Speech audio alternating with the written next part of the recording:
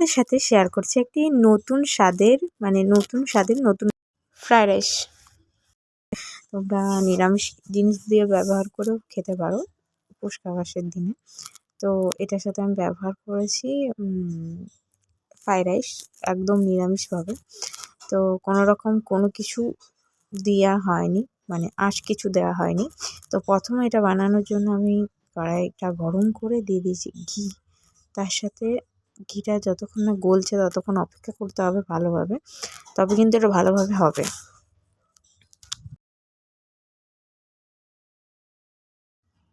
তারপর ঘিটা ভালোভাবে গরম করে নেওয়ার পর পুরোপুরি গলে যাওয়া পর্যন্ত ওয়েট করতে হবে। আর এটা ঘিতে করতে হবে, নাহলে ফ্রাইড রাইস যেহেতু, তো ফ্রাইড রাইস এরকম মানে তরকারিগুলো ভালো করে ফ্রাই না করলে হয় না, ভালো লাগে না। তো এটার সাথে আমি দিয়েছি গাজর, বিম আর বিট ছিল,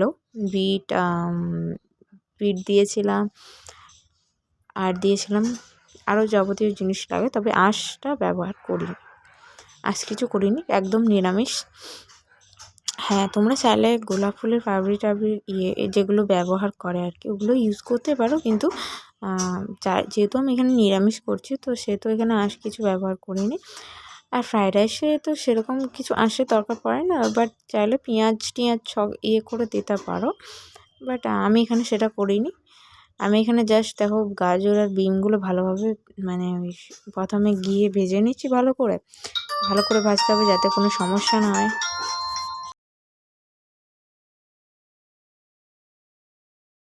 তারপর দেখো এটার সাথে আমি দিয়েছি, হ্যাঁ আরও অনেক কিছু দিয়েছিলাম, যেহেতু সবজির মধ্যে অনেক কিছু দিয়েছিলাম, প্রায় এখানে দেখে মনে পড়ছে আমি বিম দিয়েছিলাম, ক্যাপসিকাম দিয়েছিলাম, গাজর দিয়েছিলাম, বিট দিয়েছিলাম, এ সকল কুচি করে দিয়েছিলাম, আর মটরশুঁটি।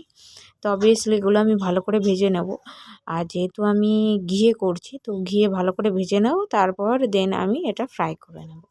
তো চলো দেখতে থাকো। দেখো আমি সবগুলো প্রায় ঢেলে নিয়েছি, তারপর এখানে আমি মানে তেলটা মাখিয়ে জাস্ট এটা নাড়াচাড়া করে নেব কিছুক্ষণের জন্য, তারপর আলাদাভাবে আমি এটা ফ্রাই করে নেব। ফ্রাইড রাইস তো ফ্রাই না করলে তো কিছু হবে না।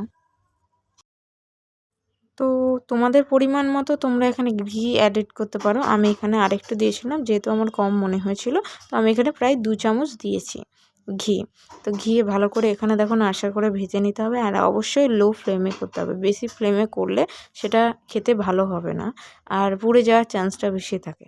তো এটা দেখো ভালো করে আমি ফ্রাই করে নিচ্ছি এখানে।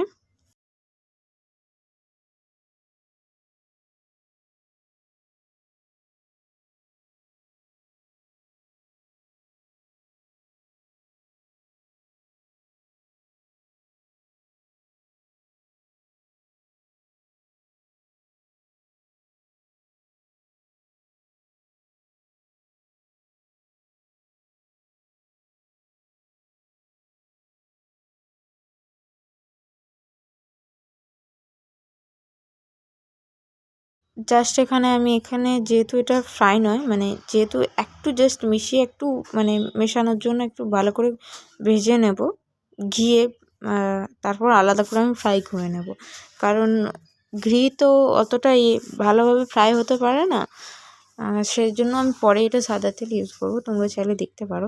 তো দেখো এটা কিছুটা সিদ্ধর মতো ভাব চলে এসছে, তো এটা এখানে প্রায় সিদ্ধও হয়ে গেছে, আর যা জলটা ছিল, যে জলটা ছেড়ে বেরিয়ে আসবে তখনই সেটা আমি তোমাদেরকে নামিয়ে দিতে হবে। তারপর দেখো আমি কড়াই তেল দিয়ে তার মধ্যে ওইগুলো দিয়ে দিয়েছি, তারপর এখানে আমি ভালো করে ফ্রাই করে নিচ্ছি, যাতে এটা খেতে খুব সুস্বাদু হয় অ্যান্ড টেস্টি হয়। তা ফ্রাই না করলে তো এটা ভালো খেতে হবে না, সবগুলো ভালোভাবে ফ্রাই করে নিতে হবে। আর হ্যাঁ, একটা কথা, তোমরা যদি চাও এখানে সুগার অ্যাড করতে পারো, আমি এখানে কোনো রকম সুগার অ্যাড করিনি, আমি এটা অন্য প্রসেসে করেছি, তোমরা চাইলে এখানে এর সাথে সুগার অ্যাড করে করতে পারো, সেটা অবশ্যই খেতে ভালো হয়। আমি এখানে আলাদা রকমভাবে করেছি, তোমরা চাইলে করতেই পারো। তারপরে আমি যেহেতু এখানে কিছু পনির কেটে রেখেছিলাম ওটার সাথে দেবো ফ্রাইড রাইসে, অ্যান্ড কিছু পনির আমি যেহেতু নিরামিষ করছি সে কারণে আমার মনে হলো পনিরটা দেওয়া ভালো, তো পনির দিয়েছি, আর কিছু পনির এটা তরকারির জন্য রাখা হয়েছে। তো যাই হোক, তো এখানে পনিরগুলো ভালো করে ফ্রাই করে নিলাম, তারপর দেখো এখানে ভাজা আর এখানে মশলা আর কিছু, আর ভাত অলরেডি আগে থেকে করা ছিল, আর এই যে ফ্রাই করা পনিরগুলো আর এখানে আমি কাজু অ্যাড করেছি। তো কাজুটা তাহলে তোমরা দেখতে পাও। তো দেখো আমার ভাতটা হয়ে গেছে। ভাতটা আমি দেখাতে পারিনি কারণ ভাতটা আগেই করা হয়েছে। তো ভাত যেরকম নর্মালি করো তোমরা, হ্যাঁ তো অবশ্যই বাসন্তী চালের অবশ্যই করবে, খেতে খুব ভালো হবে। আর ফ্রাইড রাইস তো বাসন্তী চাল ছাড়া হয়ও না।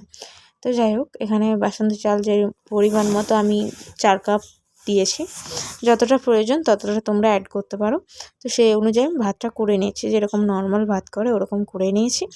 দেন আমি এটার মধ্যে এই ফ্রাই করা জিনিসগুলো অ্যাড করে দেবো।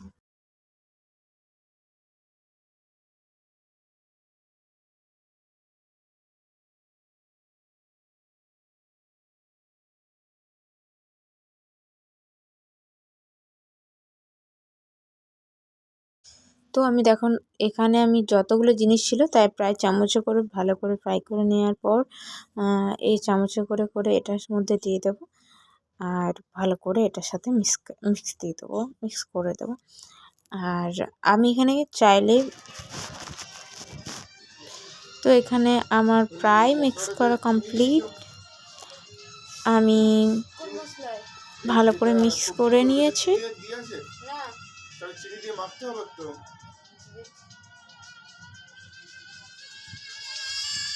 তো তোমাদেরকে তো বললাম অন্য প্রসেসে করেছি, তাই এখানে 2টি চিনি দিয়ে এটা আমি গ্যাস চালিয়ে পরে এই চিনিগুলো গলা পর্যন্ত ওয়েট করব। আর সেই গলা চিনিটাই আমি ওই ফ্রাইড রাইসে দেবো, যাতে খেতে টেস্টি হয়, একটা মিষ্টি মিষ্টি সুস্বাদু ভাব আসে। তো তারপর এখানে দেখো, তারপর ওই লাস্টে কিছুই না, কাজু কিশমিশ ছিল ওটা দিয়ে দিয়েছি, আর ওই চিনিটা দিয়ে দিয়েছি। দেন দেখো লুকটা দেখো কি দারুণ লাগছে দেখতে।